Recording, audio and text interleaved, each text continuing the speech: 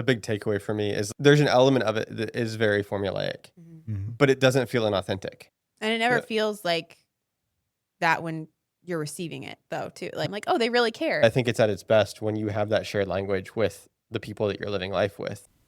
That is Joseph and Hannah, married almost 9 years and friends of mine and Victoria's for over a decade, and our first ever guests in the podcast studio.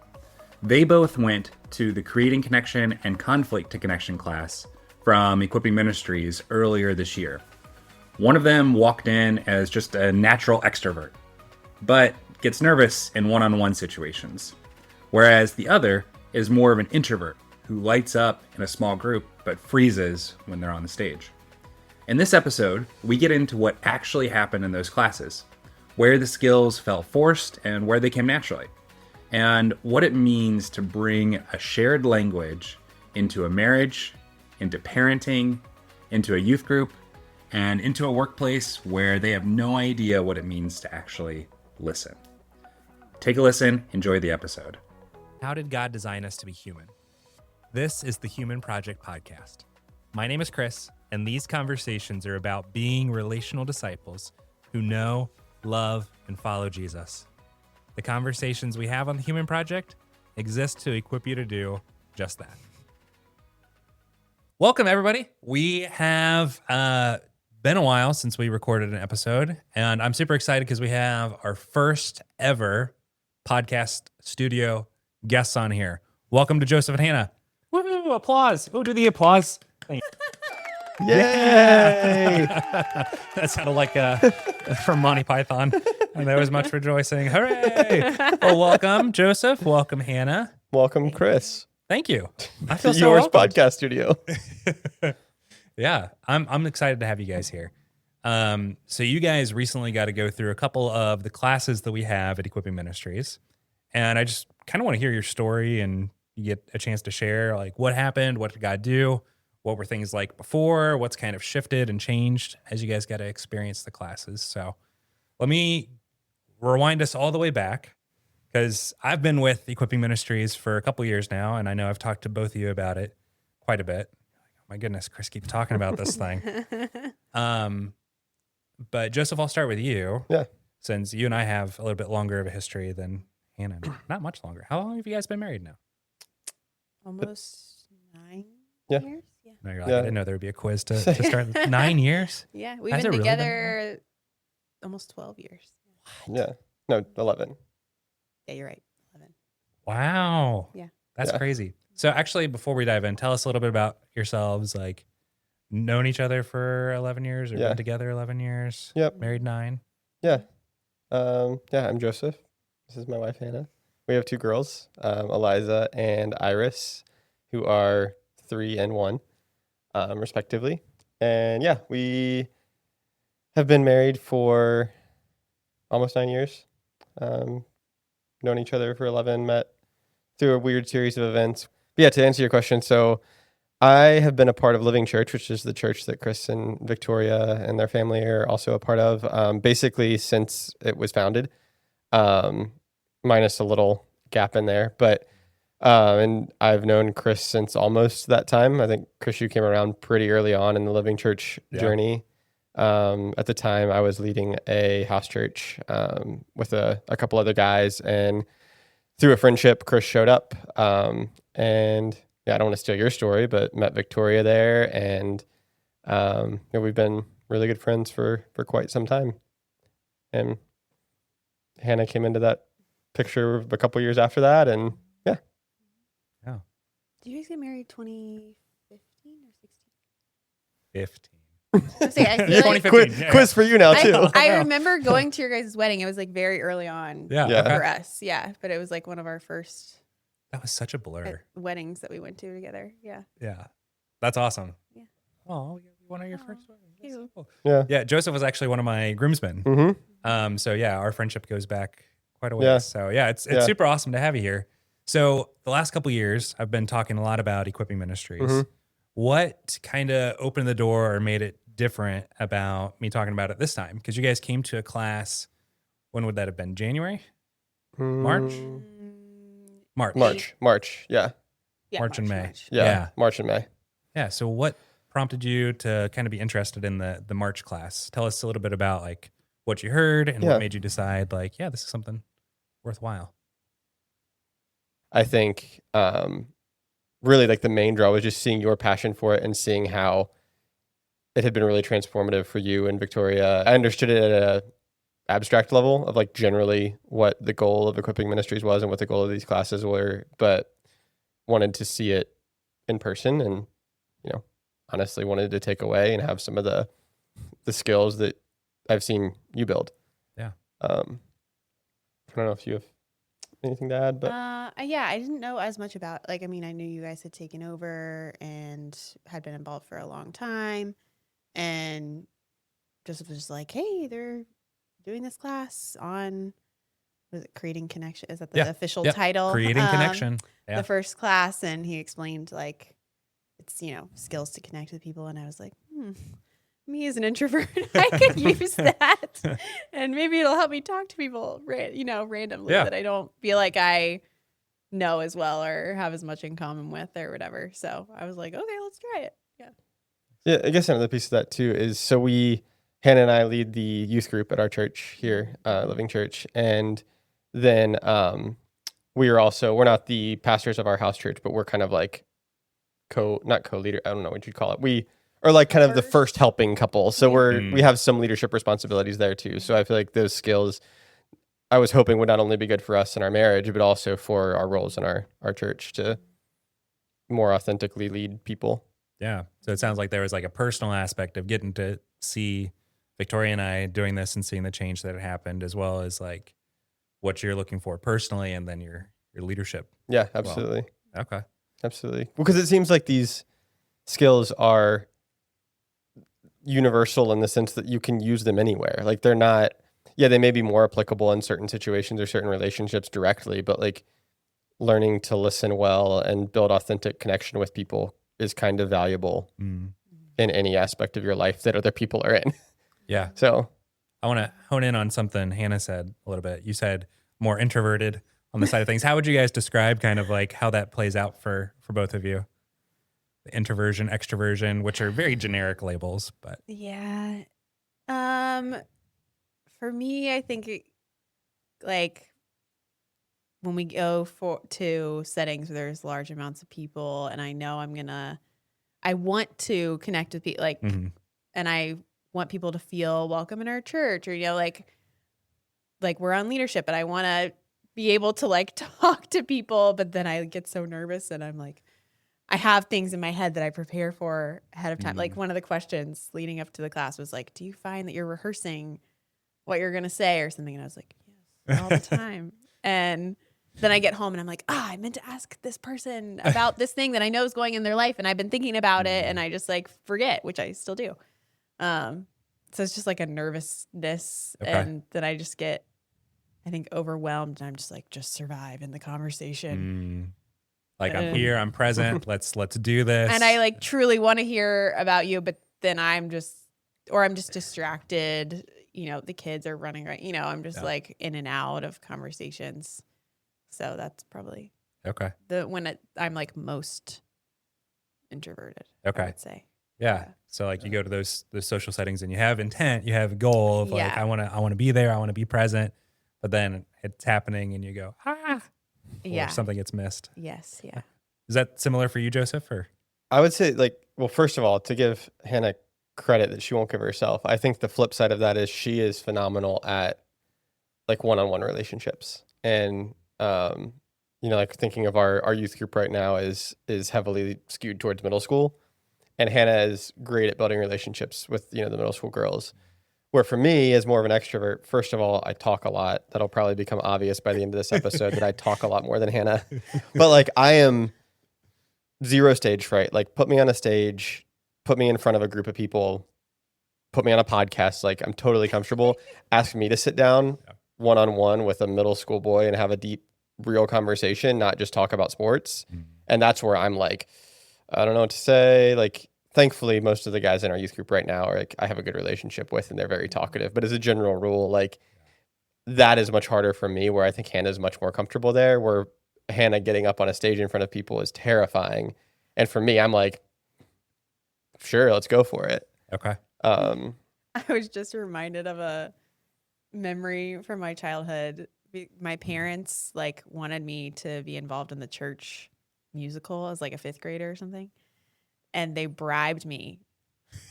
Saying that they would buy me a violin, which I wanted to learn violin so bad.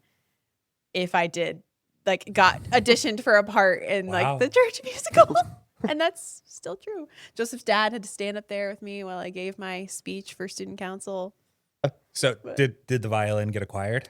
It did. The bribe worked. The bribe You- worked. you did I the had a Christmas very, play. very minor part, and me and my best friend, who's like 4'11", were twins, which is hilarious because I'm like 5'7" or something. We're like even back then we were like a foot different. That's a fantastic memory. Yeah, I think there's so much about how we grow up that kind of gears us one way or the other, whether we're really outgoing in group settings or whether we're more reserved in group settings. Like I tend to gravitate more towards Joseph. Like I love being in groups, but my goal of a group is to kind of get to know people and then dive into the one-on-one relationship. So it sounds like you guys came at it from pretty different sides coming into the class. So walk me through what your expectation was leading up to the class. Like, what did you hear? What did you kind of think it meant, or what was involved in it going into it? I think I knew a little bit of what to expect because of hanging out with you. And like when we would get lunches, you know, I would see like you had given me some preface and I would see some of these skills come out. But I remember joking during the first class, like towards the end of it, I was like, now I know what Chris does to me when we meet for lunch, because I would see those skills, like the things that I learned in the class were things you were using to help us have deeper conversation.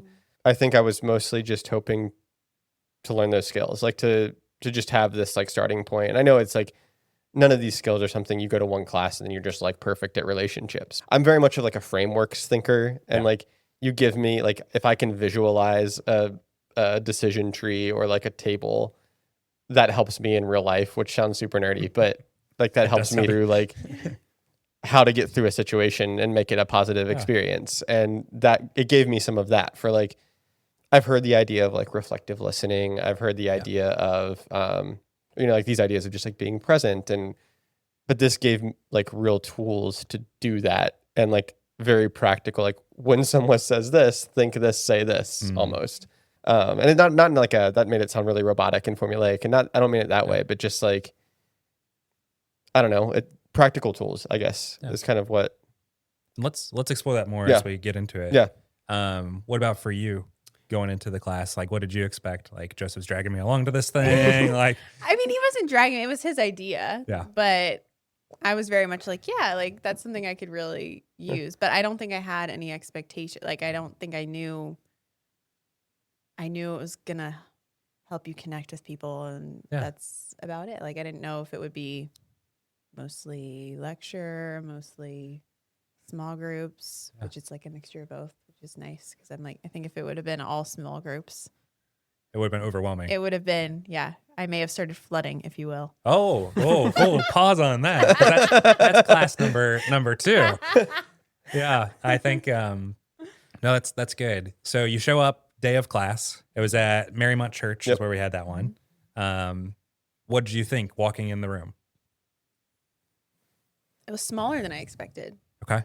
That is actually one expectation I think I had, that I thought it was going to be 100-person conference. like a big room with like a bunch of tables or something. And that it was, like a big, similar to a conference session, maybe like a workshop or something at a conference. And I think our class was like 7 people plus smaller facilitators. Yeah. So I was like, oh, this is. What'd you feel going into that? I think I was a little more comforted by that. Like I was like, oh, okay. Because a few of the people we already knew. Yeah. Or a couple extra people. Yeah. So out of, I knew 3 people plus you in the class already. And so I was like, oh, okay. It's like not so overwhelming. So a little more comfortable knowing some of the people that were already there. Yeah. First of all, that building is beautiful. That was honestly my first impression driving. I was like, this place is cool. Isn't it gorgeous? It looks like a castle. It does.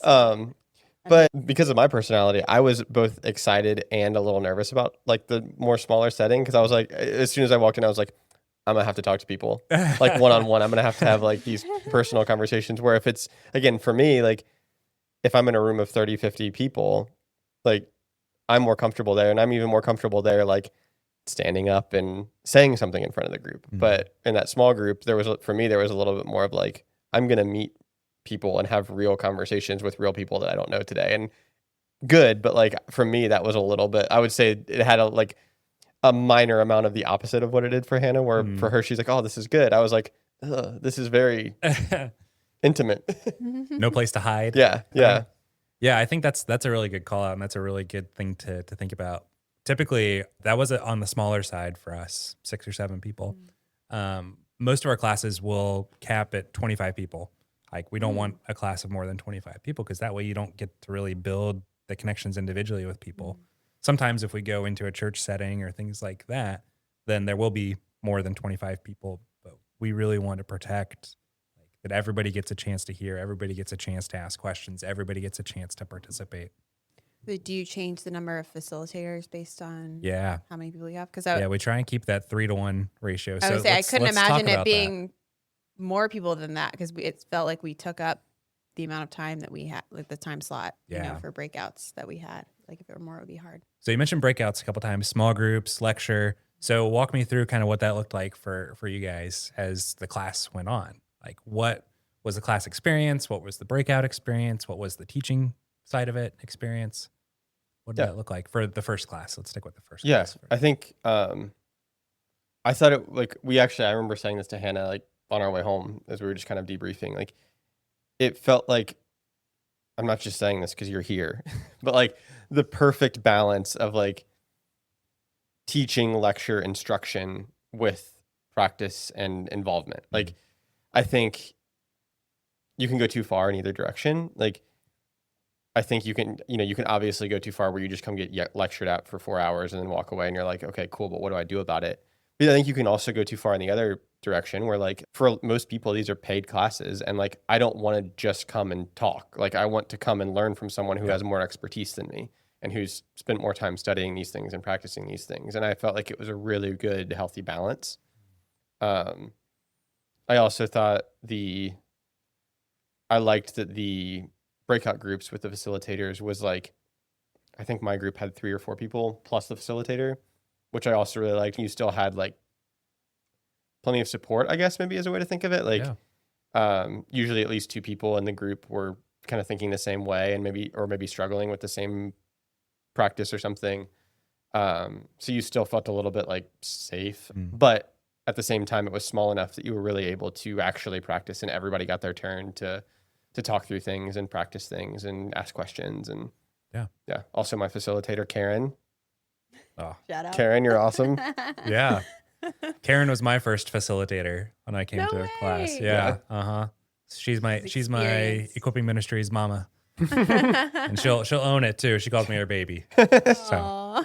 So you gotta experience both sides of the coin with that. You gotta see enough to hear from somebody else and kind of get new insights, new perspectives, and at the same time put it into practice. Yeah, absolutely. How about for you, Hannah? What was your takeaways with that? Yeah, I agree. I was glad that it wasn't all breakouts because I was like, oh, okay, smaller group. That's reassuring, but I'm like, I don't want to have to, share the whole time. That would have been hard for me too, I think. So it was like a good amount of learning and then practicing. And like my facilitator, Jordan, was great too. Like you could just Shout out Jordan. Shout out Jordan. You could tell that they also have been practicing that. Like it was just, and I think I thought it would feel kind of forced, I get, like when we were practicing the actual skills, because I feel like I was forcing myself to use it, like it just feels different. But you're like, oh, like it feels like you really care about this, or that was a really good way to think about how to say that or whatever. So it was just really good to practice like right there when it's fresh in your mind from what you've just heard. Yeah. Go ahead. That's one of the things that I think was a big takeaway for me is like, especially from creating connection, there's an element of it that is very formulaic, but it doesn't feel inauthentic. Yeah. which I think is such a hard balance to find in like personal relationships that, I've been in, especially in the church world, been in relationships before where it's so formulaic of like, we are going to meet up. I'm going to ask you these 3 questions. And like, even if the intent was good, it felt very impersonal and very just like, I got to meet up with these people and check the boxes with each one. Or there's those other relationships that you maybe meet up consistently, but you don't really ever get into it because it's just like, hey man, how you doing? Hey, what's going on in your life? And it's like they're so open-ended questions that it never really goes anywhere. And I feel like the formulas of creating connections thread that needle so well to get like intention and purpose and depth, but without feeling impersonal and hollow or something. Does that make sense? Yeah, it does. Yeah, because I've got to experience it and I've got to see the pushback on it. Like, oh, this sounds like forced or robotic or like training wheels on a bicycle. Yeah. It's like how I like to talk about it. The goal is not for them to stay there forever, but the goal is so much of what we do and practice in the church world is it's very, very informational. And what we try and get to, especially in the creating connection class and the conflict to connection class and the renewing your mind class, is helping people move from information to practicing formation. And that's really the goal of that. Did you see that kind of practiced or walked out there? Yeah, I think so. And I think kind of to what Hannah said, I appreciate that the information is still there. Like you give it, I'm thinking even more so of the conflict class, but you give like the actual science of how the brain works.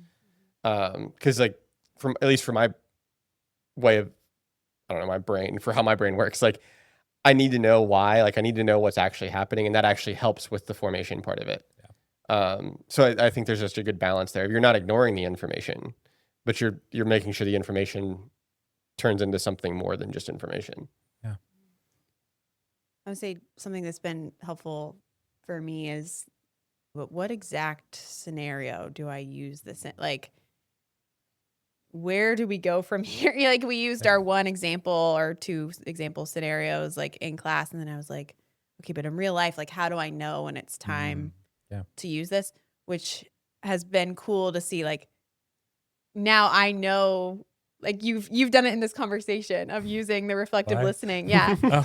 And I'm like, oh, I see what he did there. But like, it doesn't feel ingenuine. Like I'm always, I think now like, oh, someone's going to know that I'm like reflective listening. But I'm like, no one knows and no one cares. Like, I'm like, I saw it in our facilitators in the second class, like using reflective listening to get deeper into our conflict situations that we brought. And I was like, oh, that's an example. Like it's helped me to be able to pay attention to when people are using it to be like, oh, that was a good example of a time to use it. Yeah. And so I'm like taking notes on that too of like, oh, okay, if this kind of situation comes up, maybe that's the right time to try it. Nice. Yeah, I think there's an element of putting it into practice that's really, really critical. That when you're aware of kind of like you've used the word formula a couple times, and that's fine. You feel awkward doing it because it's a new skill, it's a new tool that you practice. Like the first time you picked up a baseball bat, you didn't just hit a home run. You probably missed the swing and like the awkward like T-ball, hitting it off the tee, completely missing the tee. How do you strike out in T-ball, to quote Brian Regan? But as you learn the stance and you start practicing it more, it becomes more natural. And I think there's a hesitancy that we have with tools. Like if I'm using a tool, it feels inauthentic. But really, like even just speech, even the English language is a tool. It's there to help us be able to communicate something that's going on in our brains and connect with somebody else's brain, and even deeper at the heart level as well. And it never feels like that when you're receiving it though, too. Like I always think it's going to feel like in my head, but then when someone's like practicing that with me, I'm like, oh, like I don't think anything of it. I'm like, oh, they really care. And they're just like using that as a way to like find out what's going on or whatever. Yeah. It doesn't even register. Yeah.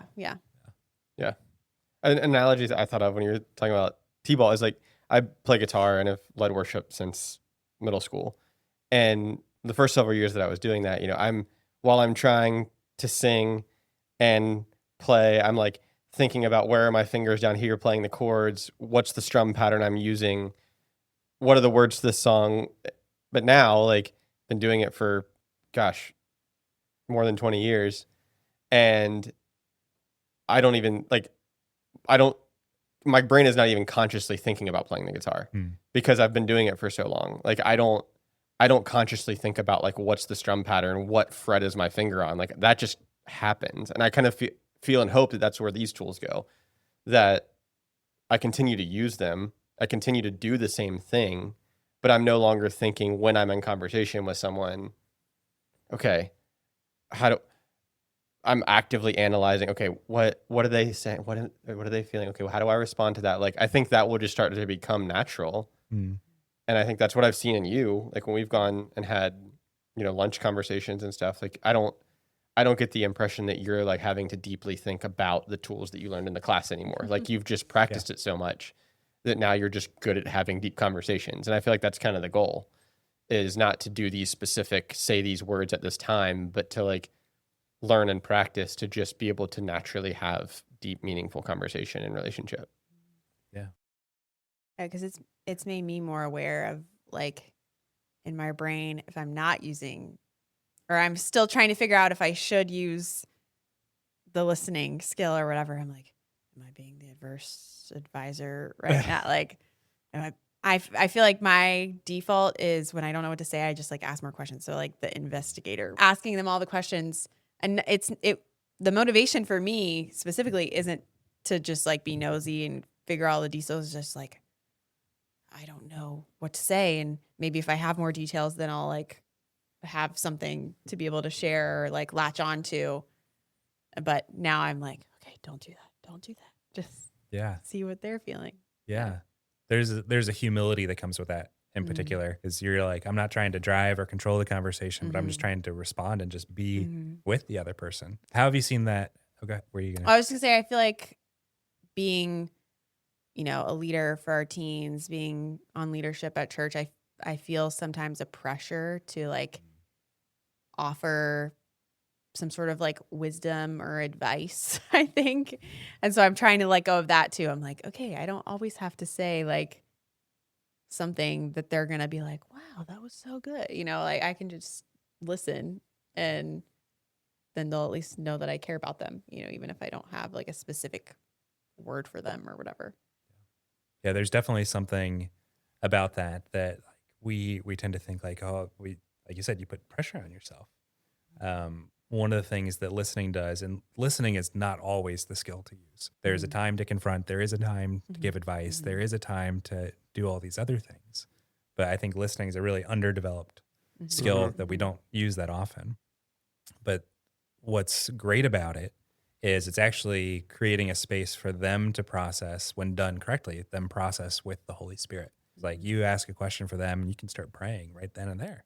Like, as you're listening to what they're saying, God, help illuminate and see if this is something that's accurate or not. In some place that I feel like it, I'm blessed to have a lot of my friendships and my relationships are people that I have known for years.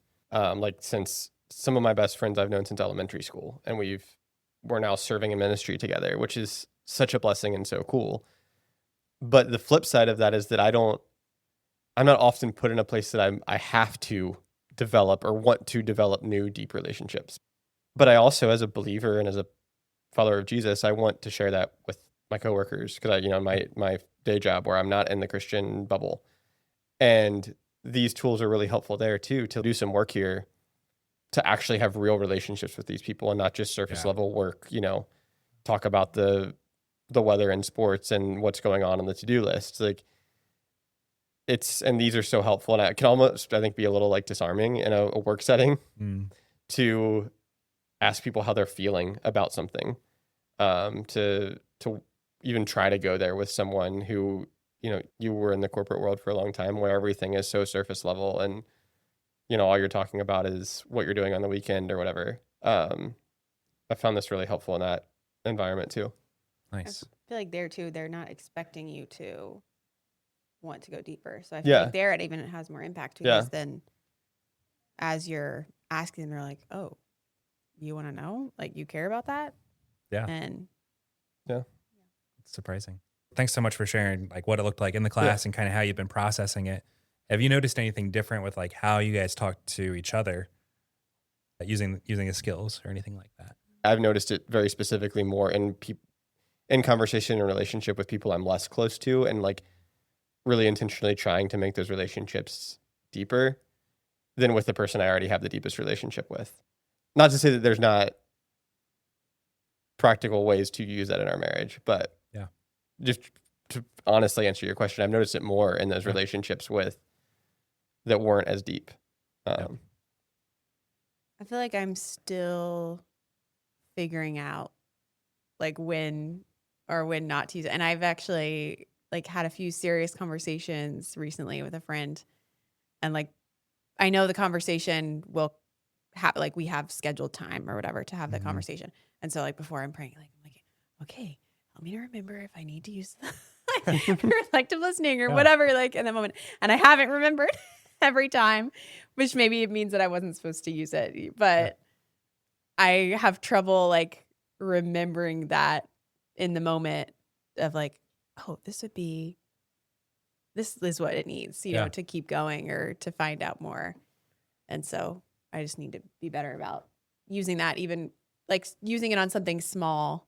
I don't know. What's a random example? Like, it's part of your preparation checklist. It sounds like, is this something to keep in the back pocket? Because that's what it is. It's one of many skills that we have when connecting with another person. Yeah. Is the actual listening. But I feel like it would be good for us to practice it on something like this morning, just was talking about like AI, the new AI features or something at Google. Joseph was talking about AI. What? No I way. hate AI. But I should have been like, so I'm hearing that you're nervous about Google's new About the future of release, humanity. or the future of humanity or whatever. Like practice it on like silly things like that. Yeah. So we just feel more comfortable in this. Silly It's stuff. like Google AI is what I mean. Yeah. Instead of having to wait for like, oh, they're dealing with something really serious and really hard, and we need to figure that out, you know? Well, and as you guys were talking, it hit me too that I think one of the reasons that I probably have seen it more in other conversations is because, I mean, you know how it is when you're married and you've got 2 young kids at home, like the time for like, we are now going to have an intentional conversation, that's very rare. Like usually you either kind of stumble backwards into an intentional conversation or it's like you have the intentional conversation over the course of 3 days in 5-minute increments when you get a second to actually have an adult to adult conversation. Where with other people, you know, if I'm taking one of our teens out to lunch, like I'm going into that with a mindset of like, I want this to be intentional. I want it to be valuable. Yeah. I spend time, like you were saying, preparing, praying, thinking like, help me to, you know, Lord, help me to make this meaningful. And so now that like this toolkit is something that comes into that like mental preparation. Yeah. But I'm thinking, as you were talking, like that should be something I think that we do, or that to practice, and probably is a good like reminder that we should set aside time to like, okay, this is like intentional, deep conversation time. Because you can get lost in the minutia of day-to-day life, especially with 2 kids and represent girl dad life. Yes. Girl parent life. Minutia, that was a good word. Minutia, yeah. It behooves me to use there it is. There's definitely been times that Victoria and I have even asked each other for that. Like, I don't think you actually get what I'm saying or how I'm feeling about this. Like, could you try reflecting back to me? So when you say it comes natural to me, sometimes it does. But I think in our closest relationships, that's actually where we have a risk of over familiarity or overconfidence. So like we understand what the other person's at. And I'm not saying that's the case for you all. But like, I know that's the case for me and Victoria sometimes. Yeah. Oh, I'm sure it is for us at sometimes. So yeah, thanks for. I think. Yeah, go ahead. Well, and I know this is a big thing just from talking to you that like Equipping Ministries is passionate about, but I think it's so cool that, you know, because I feel like from the outside looking in, that could feel really like, what's the word? Like robotic for you and Victoria to do that in your marriage. Like, can you please reflectively listen to me right now? But knowing, like having, first of all, seen you and then having been through the class, like it's the exact opposite. It's like, hey, something's not lining up here. Like, we're not understanding each other. Let's use this tool to help our relationship grow deeper. Yeah. And so that's why I think a big thing that I'm becoming passionate about, just as having attended these classes and talked to you, is like, communities need this language. Yeah. Like, it's good for one person or for one couple, and it's valuable. It can still be very valuable, but I think it's at its best when you have that shared language with the people that you're living life with. Yes. Because then you have those opportunities. And I think even more so when we get to the conflict stuff, like, both of you having the understanding and the tools and the language to talk through that could be so, so valuable. What a good conversation. In the next episode that Joseph, Hannah, and I hinted at, they're going to take us into the room for conflict to connection, class number 2. The one that Hannah half joked she might have gotten flooded in. We're going to get into what it actually looks like to bring these tools into a real disagreement, and what changed for them as a couple, as parents, and as leaders once they had the language to go beyond just connection into real conflict. So we hope you'll join us for the next episode. Hey, thanks for joining us. We believe the world changes when people are not just informed, but formed. Relational discipleship is how that happens. Real connection, honest relationships, and a life shaped by following Jesus together. A dedicated team makes this podcast possible, and we're so thankful for every one of them. If you want to go deeper or be part of what God is building, visit us at equippingministries.org.